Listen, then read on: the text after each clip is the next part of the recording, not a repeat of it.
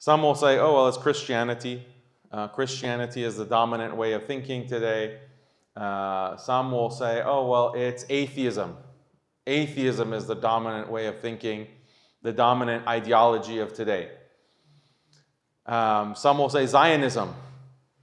Zionists control the entire globe, and that's the dominant power of today. But this is all incorrect. The dominant way of thinking, the dominant ideology, the dominant way of life is called modernism.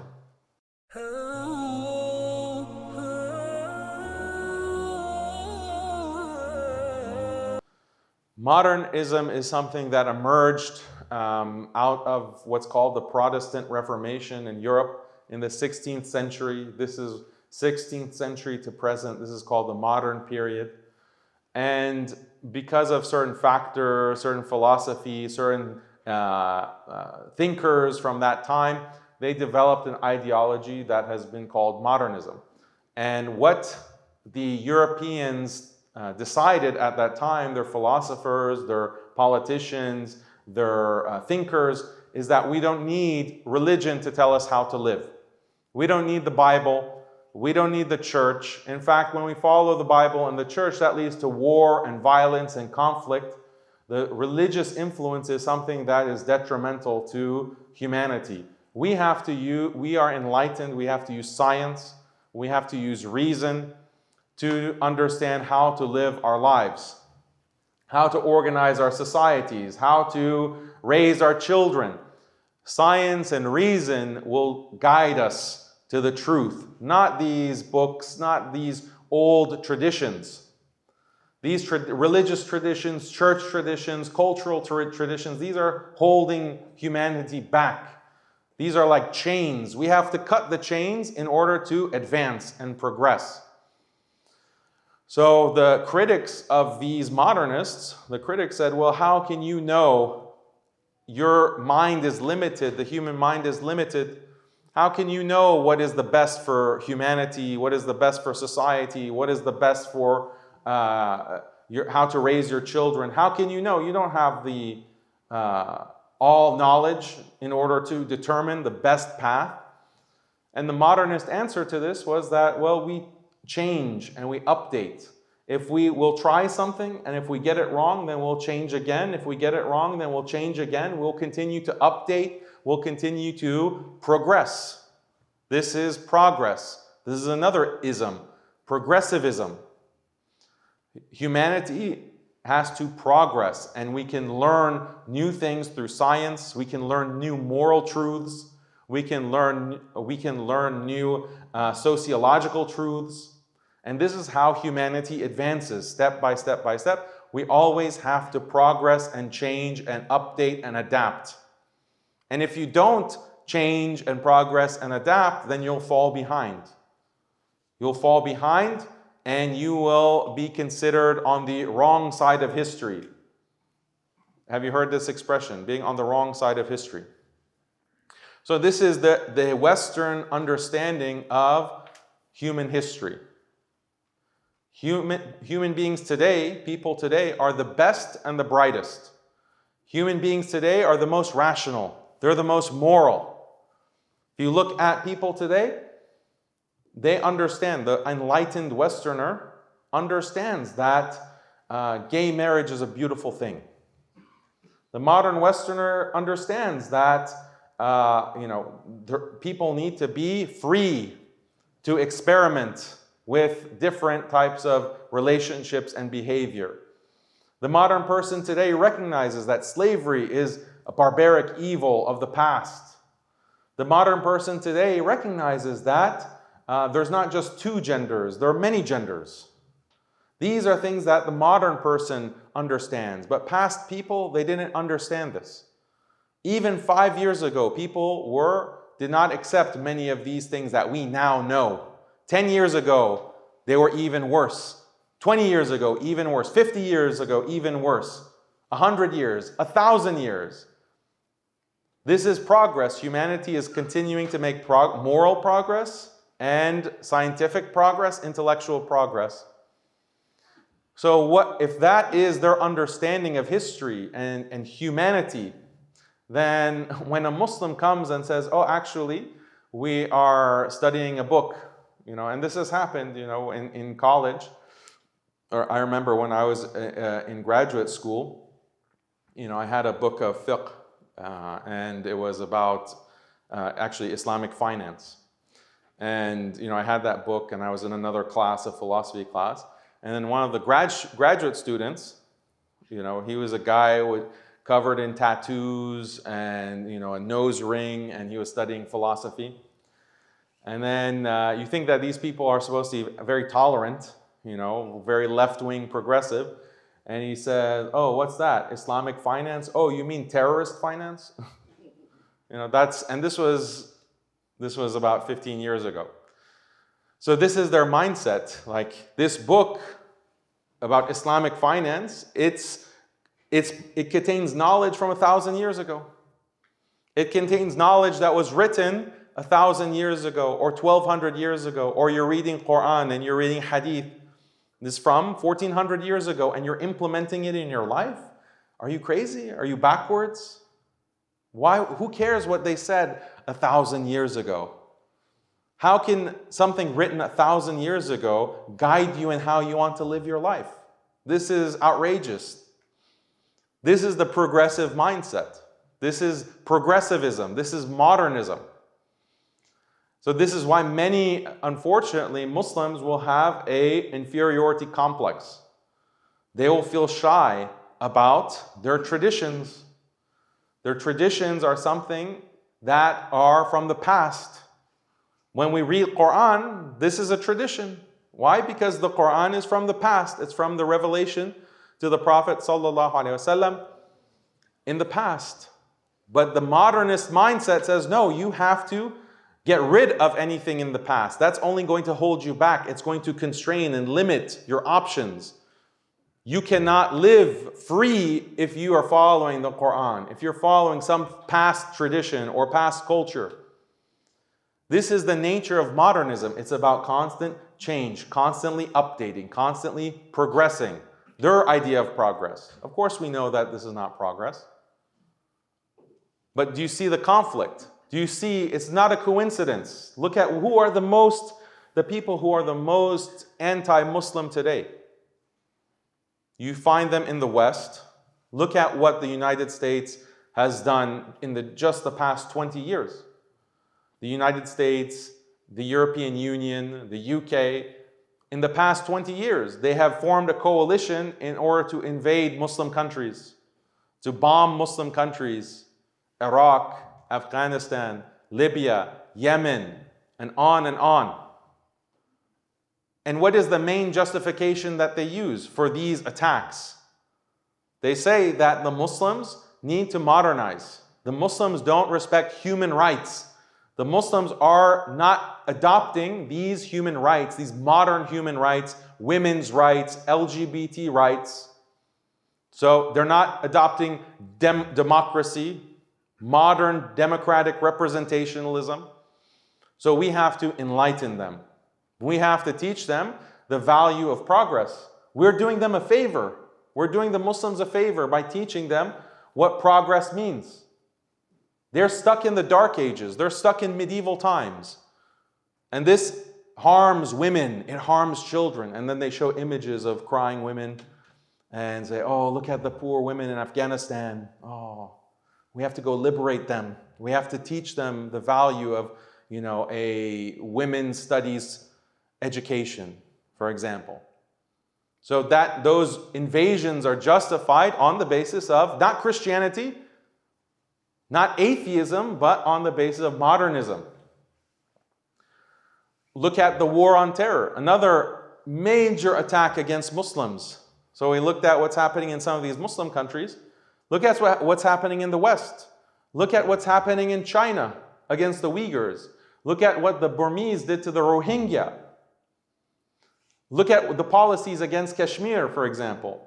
These policies, many of them are justified on the basis of countering extremism. You're an extremist. We have to prevent extremist ideas. because extremism leads to violence, it leads to abuse. So they put into place these policies to restrict what Muslims can teach. If you teach certain verses of the Quran or certain hadith, you're an extremist. We have to monitor you, we have to prevent you from traveling, we have to, in some cases, we have to take your kids, as has happened in Sweden. The Swedish social services will actually take Muslim kids because they say, oh, these parents are extremists. They are teaching their kids to be chaste and modest and not engage in zina. This is all extremism. So these are policies that are put in place on the basis of what ideology? Modernism. Modernism. Look at the attack on the Muslim family. Look at the attack on family in general. The idea that you can have a man and a woman in a marriage, and there are very specific gender roles, and the man is the head of the household, as we know in Islam, الرِّجَالُ قَوَّامُونَ عَلَى النِّسَاءِ, that men are the authorities over women, as we read in the Quran. You can't practice this. You can't implement this in your family or in your life. Why? Because this is not modern. This is an old tradition. This is a backwards cultural tradition. It has no relevance to the modern world. In the modern world, there is equality between the genders. Man and woman are equal partners. And maybe we don't have man and woman, maybe we have man and man. Maybe we have woman and woman. Maybe we have 3 or 4 polyamorous individuals in one marriage or relationship. Maybe that's the best way. We have to be open-minded. We have to constantly question and evolve and adapt. This is how they attack the traditional marriage. What about the traditional family structure? The traditional family structure of having a father and a mother who get married at a young age and they have children and the mother takes care of those children. She is the caretaker, the homemaker. These traditional roles that form the kinds of families that we see throughout human history, not just in Muslim societies, but in every society. Every society has this patriarchal structure in one form or another. And this is all attacked as, this is backwards, these are old traditions, this is cultural. We have to adapt, we have to update. You have to be willing to allow your wife to work and to be a strong, independent woman. Maybe she's the boss of you. Maybe you need to submit to your wife. And why should she have children? And why should she take care of children? Why don't you take care of the children? Or why don't you put your children into some nursery? Or why don't you allow the state to take care of your children and raise your children? You have to be open-minded. You have to be willing to change and adapt. Don't be closed-minded. Don't think that there's one way to do things just because a book from 1400 years ago tells you that. This is an attack on family. What is the ideology that's attacking the family? It's not Christianity. It's not Zionism. It's not Hindutva. It's modernism. Look at the historical attack on the Muslim lands. Has everyone here heard of colonialism? The colonial powers were the European powers. So colonialism has a long history. There was Christian colonialism, for example, European colonialism. But the modern colonialism that we see was on the basis of this ideology of modernism. They said that we have to modernize the world, and they called this the white man's burden.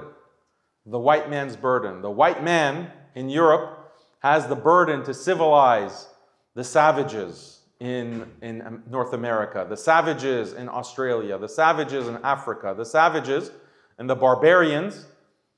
And they had a distinction actually between the savage and the barbarian. Muslims were considered barbarians because we had agricultural societies, agrarian societies. Savages were more the tribal societies that they were more nomadic. They called savages. So this is part of their anthropology. Difference between a savage and a barbarian. So we have to, as white men, we have science, we have reason. We now recognize that religion is a myth. Religion is a myth used to control people. and to subjugate them. So we have to liberate all of these people using our modern philosophies, our modern ideologies. We have to take over those lands. We have to institute and establish schools, modern schools, so we can take those barbarians and turn them into civilized men. This was their project. And they did this through colonialism. They would go and they would conquer specific territories and subjugate the people under brutal regimes. And their entire goal was to civilize those people. Of course, they would extract resources. They would take resources. And anyone who resisted their rule, they would just kill. They would kill. So millions of Muslims were killed in Algeria because of French colonialism. Millions of Muslims in the subcontinent were killed by the British. Millions of Muslims in Southeast Asia were killed by the Dutch. Many Muslims in Egypt were killed because of the British. This is the colonial project. And they would justify, they would say that, look, the ends justify the means. It's necessary sometimes to kill 1 million people so that the other million will fall into line. That is a price that we're willing to pay. So this kind of mentality that it doesn't matter if you kill millions of these barbarians, it's a price willing to pay, that's reflected even in the modern wars, even in the current contemporary wars. And it's the famous statement of the Secretary of State, Madeleine Albright, under the Clinton regime in the United States in the 1990s. And at that time, the US had put sanctions on Iraq, brutal sanctions on the country of Iraq. And they wanted to pressure Saddam to fall into line with the Zionist agenda. And they interviewed the Secretary of State, Madeleine Albright, and they said that about 500,000 Iraqi children have died because of lack of supplies, lack of medicine, due to these US sanctions. Do you think it's worth it? And Madeleine Albright said, yeah, I think it's worth it. I think it's worth 500,000 Iraqi children to die. For the purpose of what? For the purpose of modernization. Western modernization, Western aligning the Muslim world with the Western way of life, Western interests. So this is their logic. So what is this ideology? It's modernism. This is the dominant ideology of today. And also with Zionism. Zionism is a modernist movement. Traditional Judaism doesn't have all of this kind of secular nationalist ideology that is Zionism.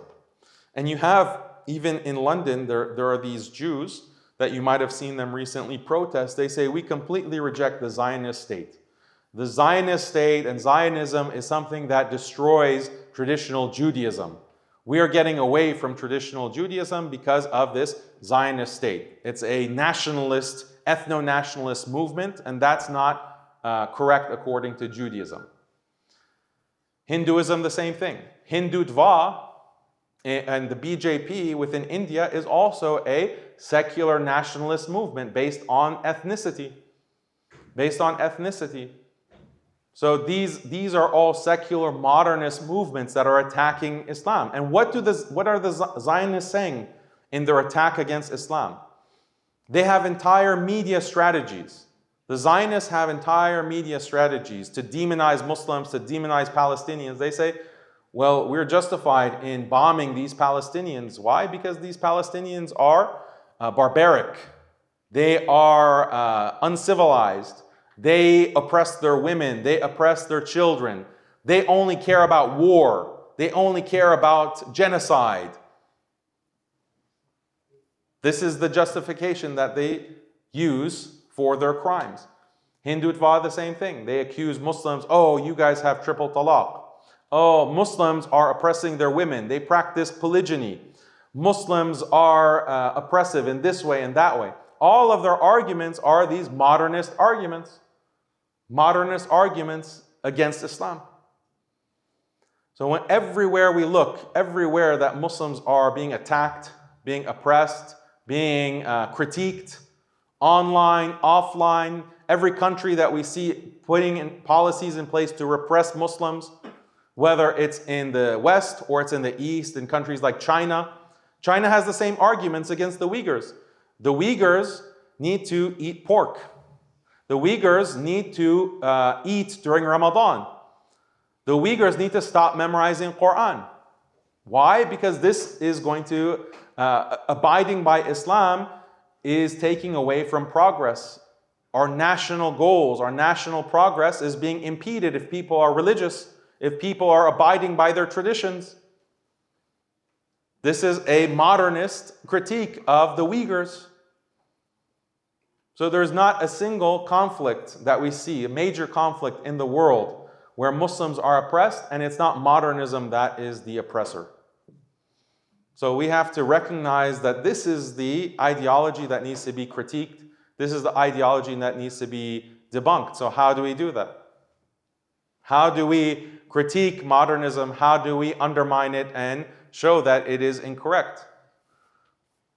There are many ways to do this, but just for the sake of time, the main point that we can make and that we should make is that look at where modernism is leading humanity. By every metric that we see, every metric of quality of life and human satisfaction, the statistics show humanity is on a downward spiral. Rates of depression have been skyrocketing in all of the most developed nations. The use of prescription antidepressants has been skyrocketing in all of these Western developed nations. The level of suicide has skyrocketed, especially in the past 2 years. People are killing themselves. Look at the state of society. Look at the level of violence and conflict within many of the, especially post-COVID. There are protests, there are riots, in the United States, for example, many cities are lawless because the crime rate is so high and there's no police that can stop the crime. This is the result of modernism. These are the fruits of modernism. And it's very clear to see why. Children, for example, that are institutionalized and they're put into state schools, they do not learn very basic human values. The schools, in the first place, were designed just to turn children into obedient citizens, to work in factories or to work in corporations. That's what the whole public education system is about. But even that has been reduced to babysitting. Children are in these institutions, they're not learning basic human values. Those children become adults who can't really make connections with other human beings. They don't have any intention to get married, to have children, because they don't know what that even means. They don't even know what marriage even means. They're like animals. They're just committing zina with each other. Having children out of wedlock, which perpetuates the system of children who are just put into a broken system. Many of these youth, it's quite shocking, don't even understand that you shouldn't harm others. You shouldn't steal. They don't understand these basic things that we take for granted, because those are the kinds of values that you learn because of a strong family, stable families, a stable culture, a culture that teaches these values. But that culture has been destroyed by technology like smartphones, children addicted to social media. And social media, the algorithms promote the most degenerate content. So when you're on TikTok or you're on Instagram or you're on Facebook, the algorithm that comes into your news feed is bringing the most degenerate videos, images into your feed, and the kids are just scrolling. And it provides a dopamine addiction. A dopamine addiction that these kids are destroyed psychologically because of the smartphone. So this is the state of societies. It continues to degenerate. The crime rate is increasing. Depression is increasing. Family. You don't even have a concept of family. By the year 2030, over 50% of people will not be married and will have no hope of ever getting married. The institution of marriage is becoming extinct. If marriage becomes extinct, then you have no concept of a stable family. If you survey women, 25% of women do not even want to have children. They view having a child as a burden. So the human race is going to slowly go extinct. The more people adopt this modernist mindset, this modernist psychology, this modernist way of life, the more that humanity will suffer and is suffering. So this makes an easy opportunity for us as Muslims to do da'wah and to provide an alternative. Islam is the only system that has refused to modernize, the only religion and the only way of life that has refused to modernize its books, its practices, its way of life. And this is why we're the subject of the most attack. We're the last man standing. And they can't allow that to happen, so they pressurize. The Zionists will attack, the Hindutva will attack, the Christians will attack, the atheist will attack, the Buddhists even will attack. All of these different groups attack Islam. Why? Because we refuse to modernize. We refuse to give up our way of life and our deen. That makes us public enemy number one. But this also means we provide the true alternative to this modernist malaise, to this modernist demise. We're providing the true alternative. So we have to be firm. And as the Imam said, we have to have istiqamah. We have to stay the course and believe and have tawakkul that Allah will give us the tawfiq, Allah will give us the victory against these pressures and these enemies. So the people who are going to sell out, compromise Islam, say that, oh, well, we need to adapt and we need to change with the times, and oh, we need to fit in, we need to assimilate. These are not only the biggest enemies of the Muslims, they're also the biggest enemies of non-Muslims. Non-Muslims need to have us as an example. We have to give them the message, convey the message of Islam. How can we do that if we're going to change in order to satisfy the kufr system of modernism that exists? So we have the duty to stand strong and to resist these types of attacks and these kinds of efforts.